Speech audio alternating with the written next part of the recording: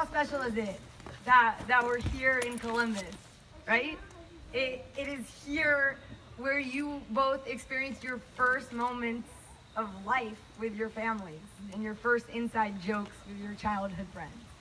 It is here that Alex started doodling in sketchbooks and Emily cultivated her enviable style. Right?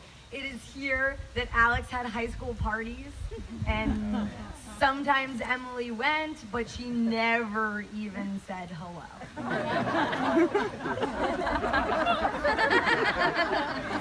So how crazy must it be for you guys and everyone else who grew up with them that you two are doing this right now, right? And how crazy is it for the rest of us, how much we're enjoying Chicago, Ohio.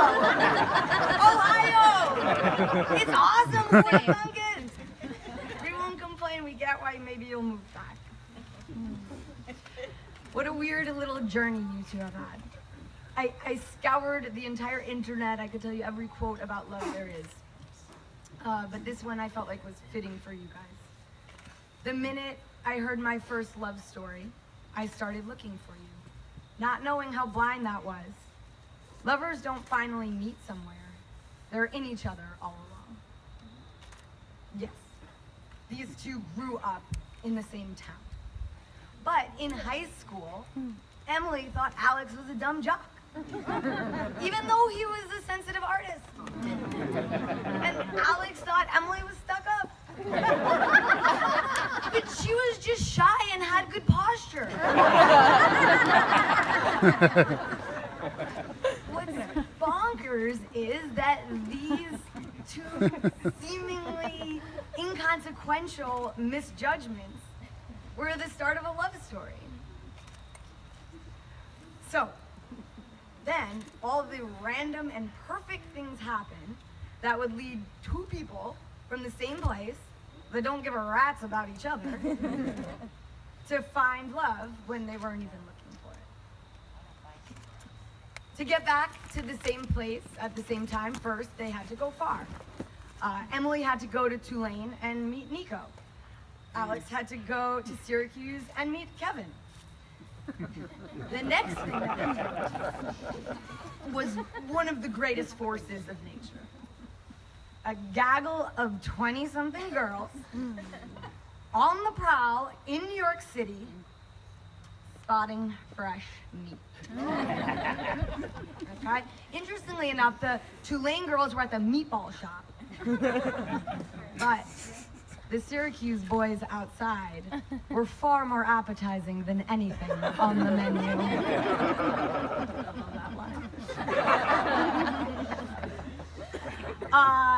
So numbers were exchanged, and later when everybody met up, Alex had joined. But so what?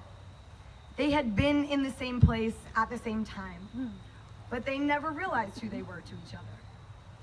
But this time, Alex knew he had found his unicorn. A hot chick who wasn't basic.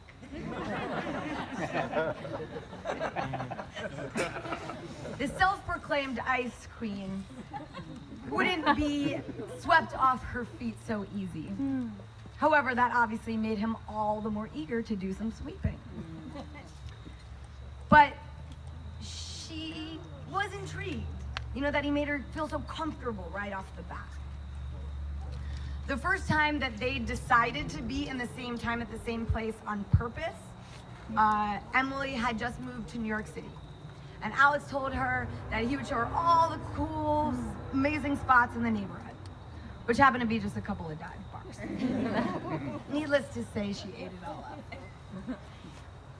They had the same sense of humor, and they both loved dive bars. That sealed the deal.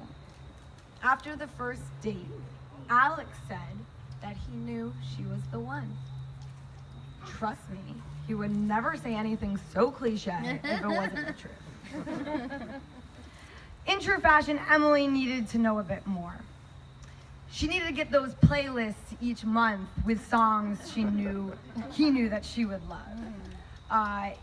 She needed to see how compassionate he was, responding to every young artist who reached out needing to find their way. She certainly needed to know that he could also spend an entire Sunday laying around ordering Mexican food.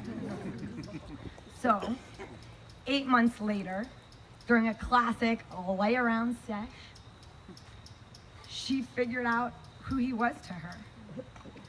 Now, she never said it because that would involve sharing her feelings. But after the training she's received living for a few years with an emo Jew, she was able to articulate recently that she can clearly remember that moment and how comfortable and normal and happy it felt to be with him. They spent many more days full of Netflix, Seamless, and the occasional museum, and many more nights full of music, wine, and friends. Apparently, they go biking sometimes, but I really can't picture that.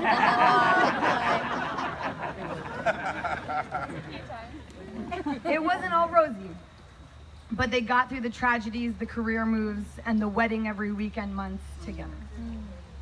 He made her go to concerts on school nights. She made him live with cats.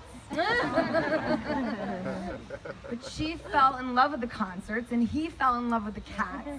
And they both fell deeper in love with this person who had been there all along. Why was it so different the second time your guys' paths crossed? I think that it's because you guys had turned into yourselves.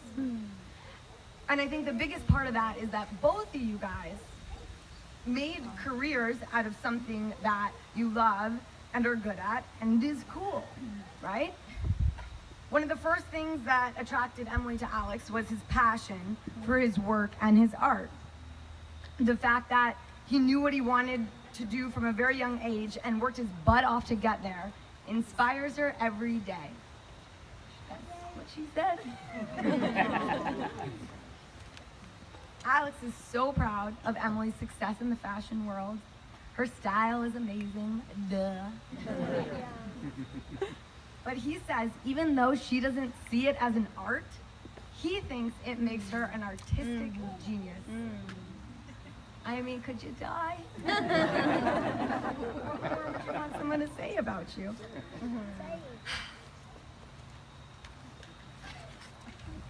Loving someone isn't just admiring them. It's needing them. Alex needed someone to push him just the right amount, but take care of him when things got hard. And he found the girl who is adamant in her convictions, but incredibly sweet and caring when it's needed most. Emily needed someone sensitive to open her up and help her let her guard down. And she found the only guy in Quad 5 that would definitely cry on the last day of camp.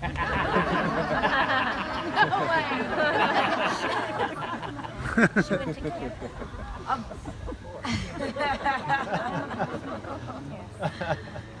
Of all the beautiful quotes and poems and things I looked up about marriage for this, I think that the most beautiful one was actually something that Alex said himself. He described the purpose of marriage. I'm going to read it. It's written down. It wasn't just like this awkward conversation we had. The purpose of marriage is letting someone in to know the real you and engaging in a contract that you will let that person nurture you and help make you a better person, even when it isn't easy. It is a buddy to help navigate the occasional dark and scary path of life, gaining a partner to help mold the best you, and to build a team with that will help progress mankind in a positive way. So I think you guys should just like definitely do that.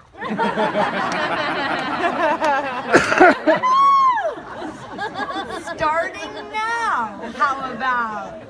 So, gaze deep into each other's eyes and repeat after me.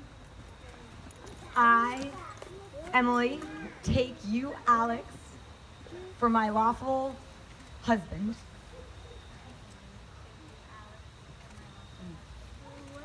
to have and to hold from this day forward,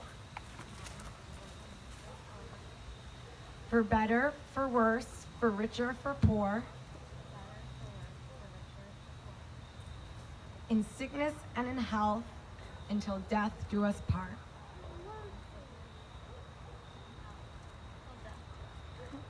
Now it's your turn. I, Alex, take you, Emily, for my lawful wife, to have and to hold from this day forward, for better, for worse, for richer, for poorer, in sickness and in health, until death do us part.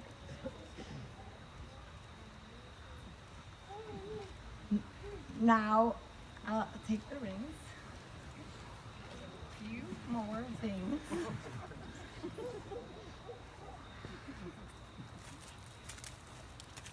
Okay, so I'm gonna give you this. And as you can repeat after me as you place the ring on each other's fingers. We'll start with, seems like Emily's itching to go first. I don't know where this ring came from. It's a ring. It's a long story. It's a ring. Brian Turner is Good always enough. there in a pinch. Remember that.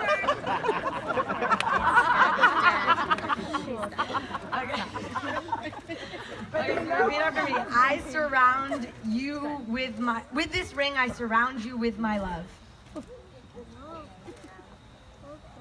I promise from this day forward you will never be alone. May my heart be your shelter and my arms be your home.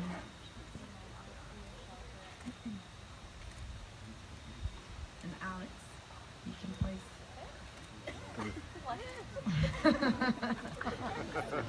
place a more appropriate ring on your finger as you repeat after me. With this ring, I surround you with my love.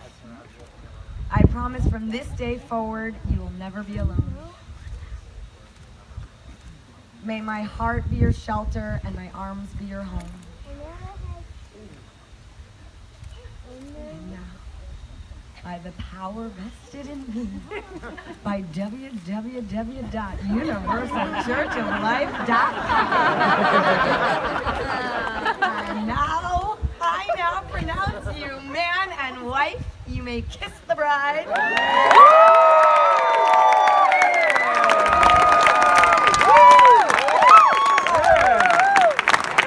It's legal. There's documents. There's one more thing, guys. One more tradition that we wanted to honor. There's a tradition, Jewish tradition of breaking the glass. It's the most fun of all the Jewish traditions. I promise you. There's a couple interpretations for this. So some people think that breaking the glass it symbolizes the fragility of it all, right? Our relationships, our health, our life. We have to be reminded to always nurture them. Some people think breaking the glass represents a permanent thing, much like their commitment today. Some people think breaking the glass is just something we're going to do at the open bar tonight. I would like to offer my own interpretation I think fits you guys better. I wrote this one. May the glass be a symbol of your joint future, and because there is no glass big enough to contain your ever-growing love, or all the red wine you will drink together, let's shatter it along with any limitations to your happiness.